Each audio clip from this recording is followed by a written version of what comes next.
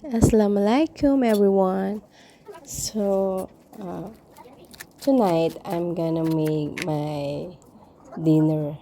Ayan, veggie salad. So most of the time, since I started my exercise routine, I started to eat this. Like yung mga light meal na lang din siya. So ayan, and it helps me a lot. So, talagang pag talaga nasa ano ka na, dito, mga health conscious ka na, lahat na ng talagang salad or lahat na ng kinds of veggies, kakainin mo na yan. Kasi, unang-una, ang dami niyang benefits at saka, syempre, nagkakaedad na rin tayo. Charot. Syempre, ayun, kailangan talaga, alam nyo na, health is wealth. So, pipiliin nyo na yung mga food nyo. Choose wisely. So, etong salad na to, even my kids, they eat this also. So, especially my husband.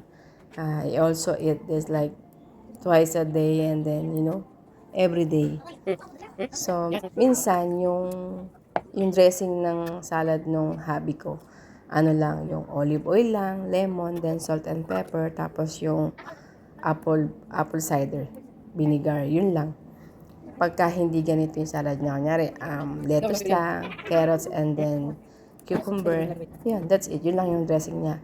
Pero pagka yung gusto niya talaga ng bonggahang salad, ito yun. Ito yung ginagawa ko sa kanya. Tapos, sa nag-request siya, lagyan ko ng yung, alam niyo na yung chicken breast na fried, tapos hiwain niyo lang siya, then isama niyo na sa salad. Ayun na. Yun, gustong-gusto niya yun. Lalo pagka yung sa baon niya, sa lunch. Yun. So, nilalagyan ko rin yung mga kids ko. Binabaonan ko din sila ng ganyan salad. Kasi gustong-gusto nga rin nila to. So, ayun. Sana gawin nyo rin to. And it helps you a lot sa mga nagda-diet, sa kayong gustong lose ng weight. Ayan, pwedeng-pwede to. Talagang 100%. Yan. So, ayan na siya, di ba? Kulay pa lang talagang parang mabubusog ka na talaga. Ayan. So, ito lang din yung kinakain ko sa morning after my exercise routine. So, tapos dinner. Ayun. Ayan. So, sa lunch lang ako nagra-rice.